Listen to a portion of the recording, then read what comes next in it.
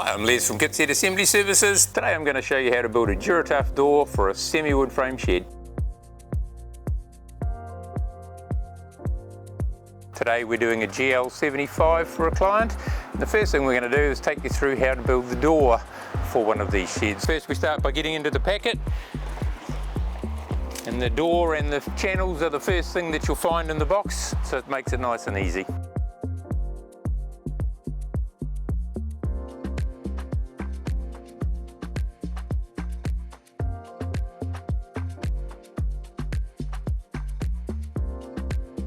Right, just before I go and get the channels, one of the things to remember in the instructions, it tells you to separate your two sheets that make the door. They have a narrow channel and two wide channels. The narrow channels need to be on the outside. Just turn those around, lay them together, and then use your vice grips. Make sure they're lined up and just clamp them together so they don't move around while you're drilling. Right, let's go and get those other channels. Right, we have our long channels, our top and bottom channels, and our braces. Now, door is probably the closest thing to difficult on our shed, so it pays to get that right. Use a tape measure, make it look nice, have everything accurate. And the first thing we do is join these sheets together. A hole at each end.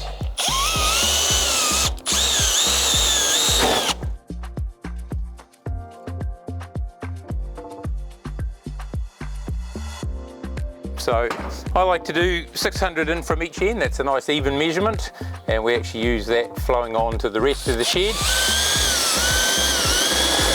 where we have some nice symmetry and have a nice looking build at the end. Once you've got those holes drilled, very, very important to get in there and get that swarf out, because if you leave that there, it will rust very quickly, which we don't want. And put your rivets in. Now, you're probably not lucky enough to have an electric rivet gun. Hand rivet guns do just as well. Just makes it a lot faster for me. Right, once those are joined, we need to put our side channels on. And they go with the thin side at the top on what would be the front, and the big side on the bottom. And again, to help make sure things stay accurate and easy, I always clamp these flush at the top, like that. Flush on the other side, just making sure it's flush and touching the sides. Top and bottom channels, carefully hook that on, sliding it underneath the side channel.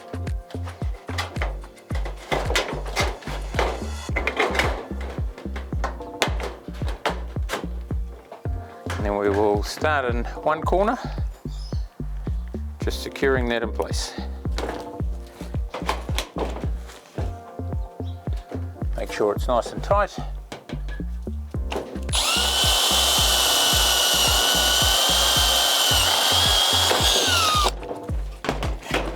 Clear the swarf.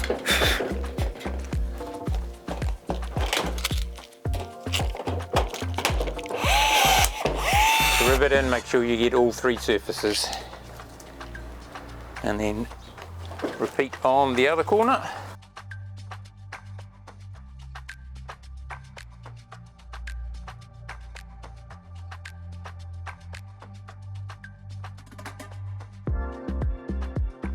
Now finish securing it all the way around. So we do the middle at each end.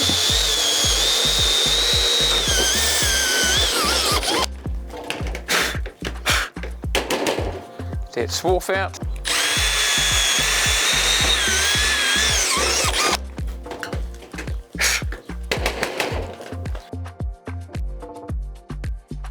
And then we secure the sides regularly to fix them in place. So we use the same 600 we used on the centre. That way it looks nice, but we also do one in halfway at the 300. Alright, and we'll come down this side. And then part of what makes these doors extra strong is the fact that along with those rivets, we also rivet that large backside into place. So we match up a rivet with each of these rivets we've just put in. I just line it up just inside the rib edge there.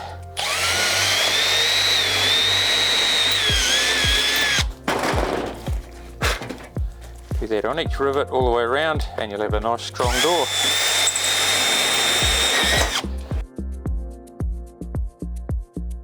Now some people only put a few rivets in, but the door takes all the weight on its own and gets whipped around in the breeze. So the better you make it, the longer it will last.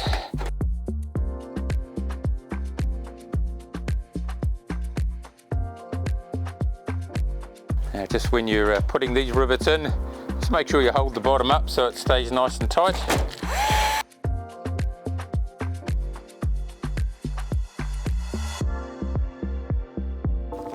Now before we flip it over to do the back side, there's a couple of little things we do on the front.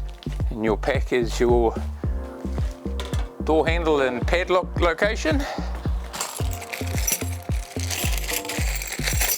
There's a set of 3 hinges. Again, I like to be nice and accurate. So I put my top and bottom hinges 150 millimeters away from the end. And I put the nice Duratuf logo that way around on the side of the door so that they're all the same.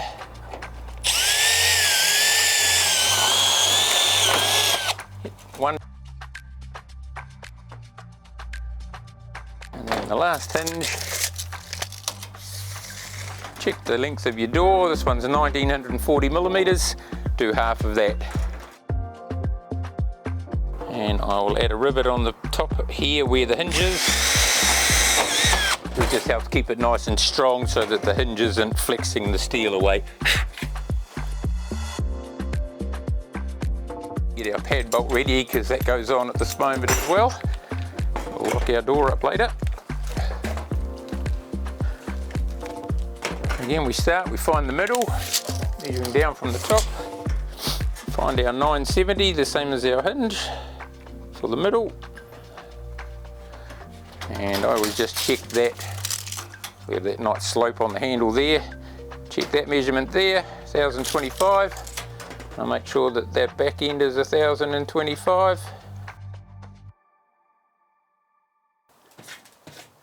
Clear that swarf out again, can't overemphasize that for the life of your shed. Now a good idea is to put your holes beside the edge of the rib, because that's the strongest part. So put it in the center, right near the edge, and you'll see it lines up with that rib the same, so we get a nice strong secure finish for your pad bolt.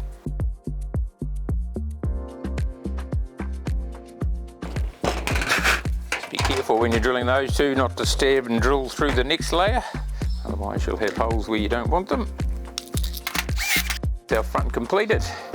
After we've finished the front, and you want to do all that first because the next bit makes it a little bit wobbly to turn it back over and try and do those later. Flip that to the other side. You can see all those rivets came through, held those backsides down nicely.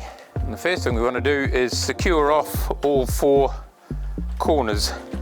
Now, I like to do them out here so they're not visible from the front.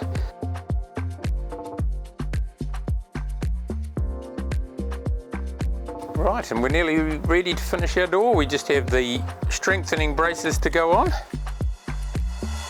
It's important to put one end in at the hinge end, and it goes underneath our 2 side covers. And you'll see the pad bolt at the front, so roughly to the middle. The other one does exactly the same thing. Goes to under the 2 side barges, and then they come together at the middle here by the pad bolt. If you've done a really good job, you'll see the pad bolt is right in the middle of those joins. So We'll join that first.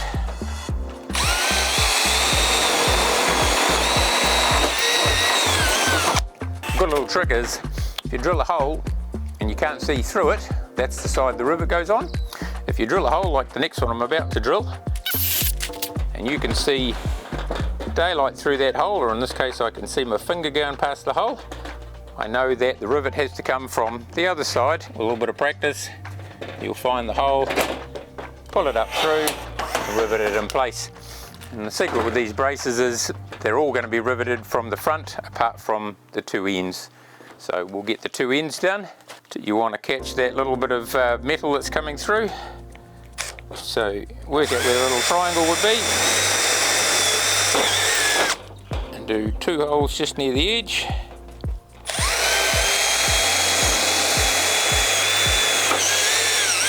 And as you pull your drill out, it's a good idea just to give it a little wiggle, and it'll actually make the hole slightly bigger. That way the rivet will go in easier when you put the rivet in.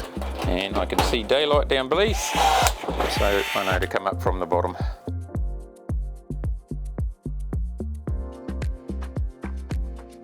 Now, once you've got those points secured in there,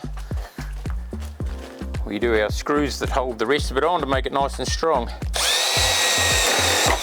Now I like to drill all these holes now and then turn it over to make it easier.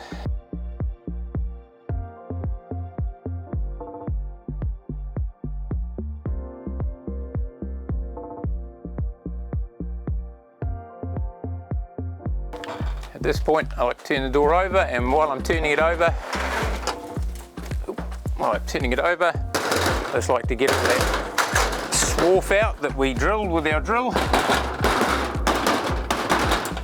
so that it's not stuck in there when we rivet it together.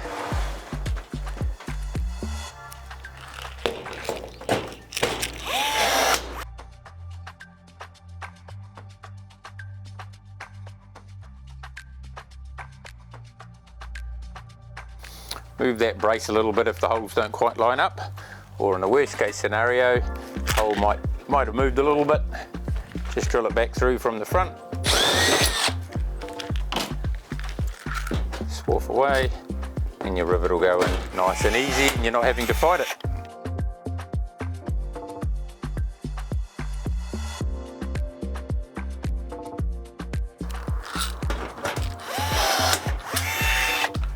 Right, once those are drilled, basically our door is ready to go. Nice thing about the Duratuf sheds is they're all supplied with some touch-up paint, and that's a great way to match your rivets to the rest of your shed so they don't stand out.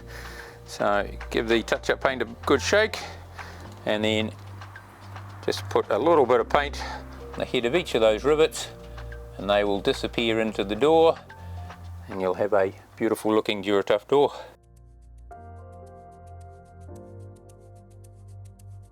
And there we have it. One Duratuf door ready to go for when you've completed the rest of your shed assembly. So we take that door, we put it somewhere safe until we're ready for it. This recommendation is, especially on windy days, is make sure you've got it lying down and not leaning up somewhere, because the wind will catch it and it will fall over and it'll scratch your lovely new door. One complete door.